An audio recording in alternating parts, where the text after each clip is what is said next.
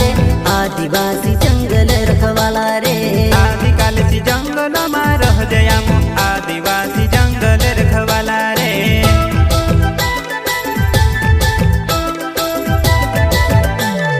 चल जंगल जमीन काजे पूजे रे आदिवासी दुनिया ने रखवाला रे बाप देव खतरी काज पूजे रे आदिवासी सबसे निराला